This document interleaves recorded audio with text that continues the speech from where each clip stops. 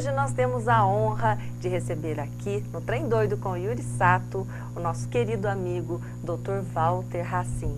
Ele é psicanalista, acupunturista e anestesista. Muito, muito obrigada por ter aceito o meu convite, viu? O prazer é sempre meu, Yuri. A gente está junto já faz bastante tempo já, prestigiando você também e conta comigo sempre quando você precisar. Eu agradeço. À disposição. E sempre vou contar. Um bom prazer. Hoje nós trouxemos um tema assim que eu achei que fosse a sua cara de nos ajudar, né? É um tema assim bem comum no dia a dia. Como superar o fim de um relacionamento? Muitas pessoas às vezes preferem continuar num relacionamento desgastado, num relacionamento triste, onde está bom só para um ou às vezes nem está bom para nenhum dos dois, mas por costume, por questões financeiras, às vezes pelos filhos, mas os filhos mesmo sofrem muito com aquele relacionamento e não consegue. E às vezes uma pessoa foi afortunada de conhecer alguém, só nesse momento que ele vai conseguir ou ela vai conseguir escapar deste relacionamento, né? Então eu queria que você me ajudasse até a formular as perguntas, porque eu não sei o que seria interessante a gente passar para Sim. as pessoas que estão nos assistindo, como superar o fim de um relacionamento. Bom, Yuri, para superar, primeira coisa a gente tem que enfrentar, né? A gente não consegue superar nada, luto, perdas, separações, se a gente não enfrentar uma situação. É isso que amedronta a gente, às vezes, o ser humano, né? Muito mais do que a dor da separação, na hora H da separação do relacionamento, não é? É a angústia da espera. É quando que eu vou dar essa separação? É o que você falou.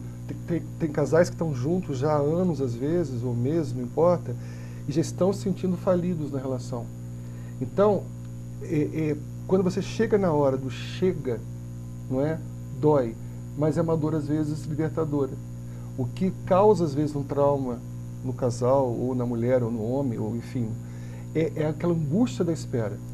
Eu sei que meu relacionamento não está bom, eu tento dar o melhor meu, eu tento salvar essa relação, né? Muitas vezes não tenho um feedback positivo da outra parte.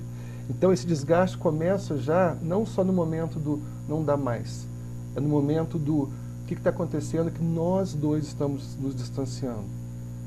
Entendeu? Agora, quase sempre, um dos dois percebe isso primeiro. Infelizmente, os dois não percebem juntos. Juntos, é. Não é?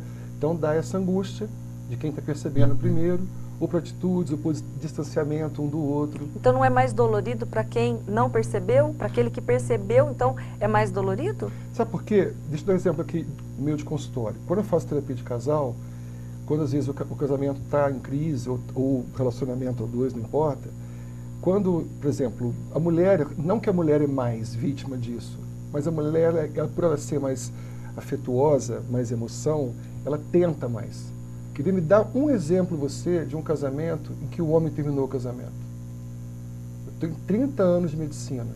Eu tive um caso só, que normalmente quem termina um casamento é a mulher. E quando ela fala, chega, você pode ter certeza que ela já pensou todas as possibilidades de salvar esse casamento. Porque para o homem é cômodo estar casado. O homem tem essa praticidade dentro do racional dele, né? Porque tem esposa, egoisticamente tem uma casa arrumada, tem alimentação, e ele fica.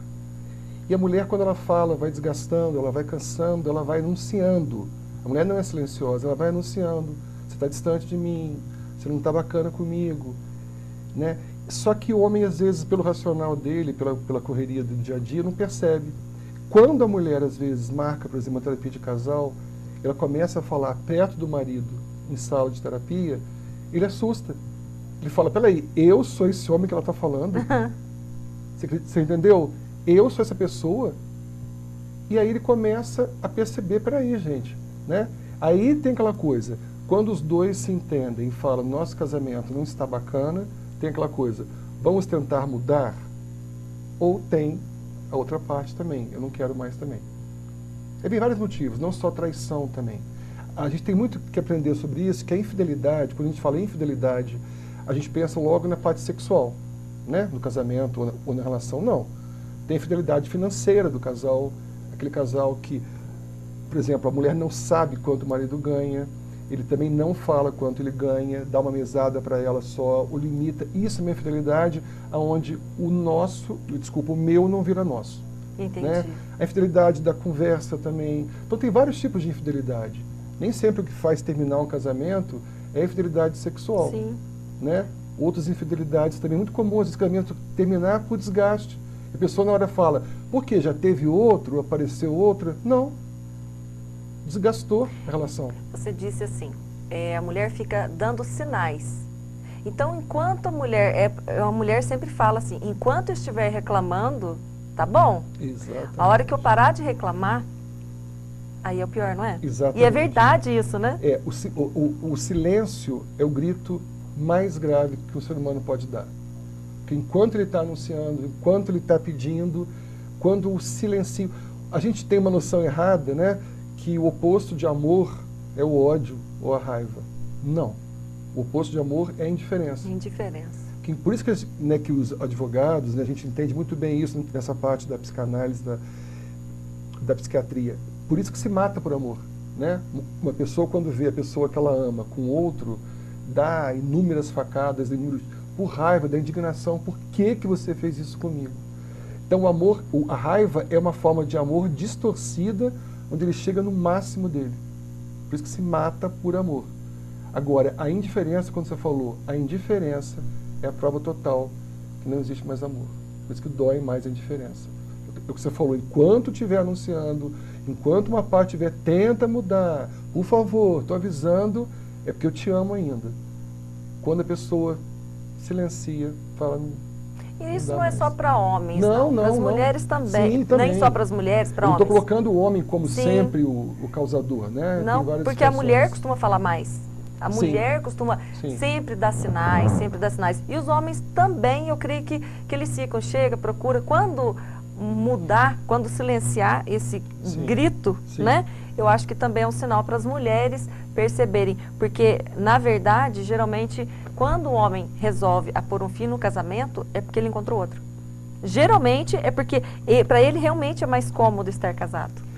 Você pode até ver na prática mesmo normal, sem ter, por exemplo, um viúvo. O casamento já acabou, né? faz tempo. Mas foi que o homem tem essa dependência total da mulher, né? Não é nem parcial, é total. Você pode ver um casamento de 60 anos, bacana, que no caso ele se torna viúvo.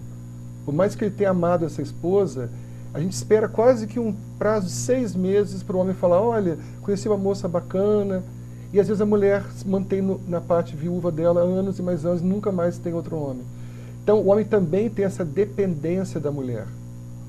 Vocês mulheres têm uma maturidade, vocês chegam num status de vida que vocês conseguem ter a maturidade, e nem através da maternidade, de vocês mesmos. O homem ele não tem muito essa maturidade como vocês têm. Quando ele acha que está numa fase bacana de vida, tem o carro que ele quer, a casa que ele quer, o dinheiro no bolso, dá um poder no homem que ele acha que ele é maduro, mas não é. O homem tem uma infantilidade, a criança do homem ele é dependente da mulher. Porque, por exemplo, você pode ver um casal de idosos, né? Quem que manda em quem? Vai lá, vai tomar o banho, põe um cachecol, não sei o quê. A mulher sempre mais autoritária e o homem obedecendo. Então é um perfil nosso do homem, né? Então por isso que às vezes, quando você falou que quando o homem termina um casamento, logo, não é sempre por causa de outra, né?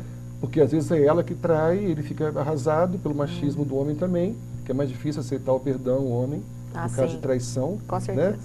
Mas normalmente é isso, ele fica um tempo sozinho, né? E às vezes até pela natureza masculina, ele acaba um relacionamento, que eu ouço muito consultório isso, a indignação das mulheres, das ex-esposas. Quando ele acaba o relacionamento, passa uma semana, um mês, ele já está saindo com outra mulher. E a mulher, que foi, né, que também terminou o casamento, precisa daquele tempo de vocês, de maturidade. Às vezes vocês ficam 1, 2, 3, 4 anos sem ninguém, para depois retomar a vida e vocês estarem prontas para começar uma nova relação. E esse recomeço? Porque eu percebo que para algumas pessoas o recomeço é mais difícil, ela não tem muita pega, sabe? Porque a mulher geralmente ela dedicou para a família, para o marido, ou para o namorado, ou para a namorada, ela dedica mais. E aí, como que a gente pode auxiliar para esse recomeço ser menos dolorido? Então, como você falou, todo recomeço é difícil, porque a gente deixa uma história lá atrás. né? O termo recomeçar, né, é porque eu já deixei uma história de vida por trás, que eu não vou poder mais usá-la ou vivê-la. Então, você dificilmente nesse começo, a gente traz memórias afetivas até, de bons momentos com a companheira ou com o companheiro que a gente passou. Mas e esses casamentos, essas convivências que são assim dolorosas, que você vê que um casamento de 30 anos, casamento de 10, 20 anos, independente do tempo, às vezes foi desgastante. Mesmo assim a pessoa dói para conseguir recomeçar. Teve lembranças assim, na verdade, traições, históricos, você vê assim, o histórico do relacionamento foi muito triste, às vezes com agressões. E mesmo assim a pessoa quer continuar com aquele relacionamento. Será que por costume, por financeiro, dependência financeira? Ou infelizmente, né, você não tocou no assunto, que é o que mais acontece, às vezes até por uma baixa autoestima. Né? Por exemplo, tem situações, no caso, a mulher, eu volto a falar da mulher, como tem mais focado nisso, ela acostuma, não é, por um processo às vezes de baixa autoestima com ela mesma, ela paga um preço alto. Ela aceita uma situação sem concordar, mas ela aceita. Entendi. O medo de recomeçar, o medo de não conseguir recomeçar a vida dela, né? Então ela aceita uma situação numa passividade, né? Que não é saudável, lógico. Mesmo não estando bom para ela. Por não se amar o suficiente. O processo da infidelidade, por exemplo, quando eu sou infiel a você, antes de eu ser infiel a você, eu fui infiel a mim mesmo. Sim. Com né? certeza. Por isso que Nelson Rodrigues fez a peça, né, Perdoa-me por me traíres. Porque se eu te traio, e a gente tem um relacionamento já de anos, talvez você nunca possa saber que eu te traí, mas eu vou saber. Que eu traí os meus princípios, que é o mais importante. Então a infidelidade começa por aí. Então quando a pessoa descobre, né, pelo outro, a companheira ou companheiro, traz uma indignação, uma tristeza, né, por que você fez isso comigo?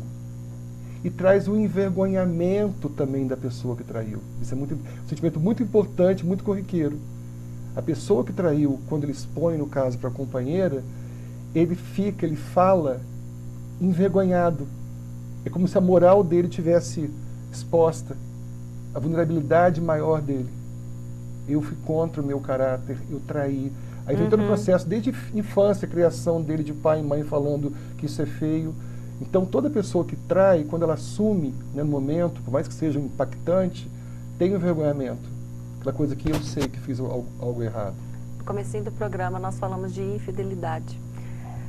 Homens inteligentes, dados como inteligentes, costumam não trair. Teve pesquisas comprovadas que não, homens assim, mais inteligentes não traem. E já ao contrário, mulher independente. A mulher é independente. Boa pergunta. Excelente colocação, aliás. É o seguinte, tudo tem exceção. Na psiquiatria, na psicanálise, a gente não pode falar isso, é isso e pronto. Mas isso que você falou é perfeito. O homem inteligente, né, ele tem uma tendência de ser um homem mais o quê? Sensível. Então, o homem inteligente, ele raciocina, ele tem uma reflexão maior sobre uma situação. Então, ele tem o feminino dele mais aguçado. O homem feminino não tem nada a ver com sexualidade, é com atitude. Então, quando o homem ele tem uma inteligência maior, ou ele é um cara mais... Ele acaba brotando nele o feminino maior dele, que faz ele ter essa coisa de reflexão maior da situação, perceber que está faltando um diálogo maior. Então, antes dele agir para o instinto sexual com outra pessoa, ele pensa que não vai valer a pena. E a mulher, o contrário, quando a mulher ela tem uma autossuficiência, ela é empresária, tem o quê? O masculino dela maior. Então ela tem uma ação mais ativa, mais proativa, que é do masculino. Então cria nela um poder mesmo instintivo do homem que é racional. Não é? Eu tenho situações, por exemplo, em que pacientes, por exemplo, o marido tem já uma companheira, né, e vive com outra há anos e separa perfeitamente. Outras situações em que a mulher tem um companheiro e outro paralelo e vive em conflito, porque ela não sabe dividir as emoções. Então a mulher muito resolvida, né? Existe até um livro, se não me engano, Mulheres Empresárias Não Casam. Por isso, porque às vezes elas querem ter o tempo dela, o momento dela, escolher o parceiro que ela quer ter, na hora que ela quer ter, não é? E outra coisa também, Yuri, não tem como não entrar nesse campo das relações sexuais no casamento, né?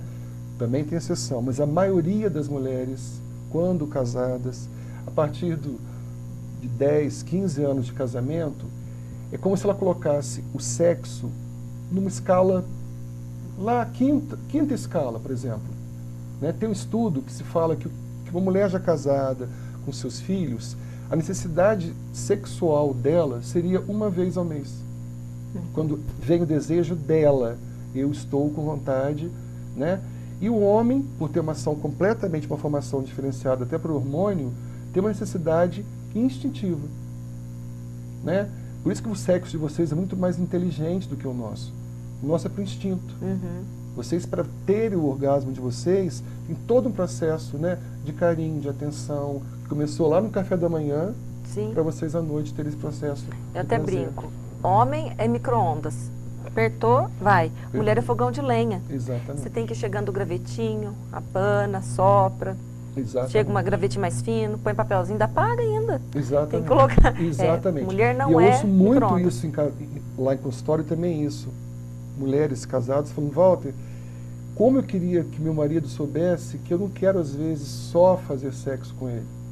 Um abraço com ele, um acolhimento na hora certa, uma demonstração de afeto. Isso para a mulher, se o homem for mais inteligente, ele percebe que essas pequenas atitudes conquistam a mulher que ele quer na cama. Sim, com certeza. Isso que eu falo, o diálogo é importante no casamento. Com certeza. Assim, quando um casamento chega no final ou está numa crise, você pode saber, Yuri, principal é falta de diálogo. O diálogo hoje é bem... Tá escasso no relacionamento, né? Geralmente as pessoas, principalmente os que moram juntos, conta disso, conta daquilo, e a conversa básica é só isso, Exatamente. Né? Os problemas familiares, só problema, só coisa ruim. Positivo é muito pouco. É que não tem como fazer um gráfico aqui, mas assim, um casamento, para você ter um bom casamento, eu não gosto daquela frase que parece até que romântica, né? Aquela coisa de, você é minha metade. Fica bonitinho isso, encontrei a minha metade. Eu não gosto porque se você for a metade e eu estou a metade, quando nós estivermos juntos, dá um inteiro, bacana. Se um dos dois sair, metade não para em pé, cai. Então, o homem tem que estar inteiro para encontrar a mulher inteira e dentro desses dois inteiros se aproximarem, não um sufocando o outro, né? São dois ciclos que se fundem, uma parte, e nessa parte de interseção que é o casamento. Eu não posso perder também a minha individualidade e nem você a sua, porque senão um anula o outro. Então eu tenho que ser o eu inteiro para pegar de você o que eu não tenho e você tem que ser inteira para dar para mim o que eu não tenho. É a troca. Completar. São duas forças antagônicas, mas de igual intensidade, para que haja uma troca. Muito lindo. Entendeu? O segredo do casamento, da harmonia. E com relação a essa falta de diálogo, o que está ajudando muito é a tecnologia, né? Mas vamos deixar esse assunto para um outro programa? Você promete que você vem num outro? Mas com o maior prazer. Então, eu quero que você deixe um recado para as mulheres que estão recomeçando, para os homens, né? Para quem quer que seja, que esteja recomeçando, como que ele pode fazer, ou a pessoa pode fazer para superar de uma forma mais amena o fim do relacionamento. Vou focar primeiro na mulher que está recomeçando, né? Mesmo às vezes quando o erro vem da parte masculina, é muito impressionante como a mulher às vezes ela se culpa, ela acha que ela que foi a causa, no caso da traição do marido dela, aonde que eu errei, eu tô feia, eu engordei, eu não sou, entendeu? Então isso, por favor, tirem de vocês isso, mergulhem vocês. Então, para recomeçar, para ter um recomeço equilibrado, se amem primeiro, pratiquem o autoconhecimento, né? Saiba o que eu não quero usar mais daquela história que passou, que tanto me machucou, para que quando recomeçar, tudo que me fez mal na relação, tanto da minha maneira ou da parte da outra pessoa, eu não repita nessa nova. Porque senão fica uma coisa meio computador, copia e cola, e repete. Então, para eu querer recomeçar uma situação, eu tenho que estar zerado nas coisas que eu não quero mais repetir. E aí você, tanto o homem no caso, quanto a mulher, cada um no seu tempo, lógico, começa uma relação, tipo assim, com memórias, não tem como a gente apagar nada, né? Mas tem como superar e começar daqui para frente uma nova história. Entendeu? Obrigada. Chegamos ao final de mais um programa. E não esqueça de curtir a nossa página no Facebook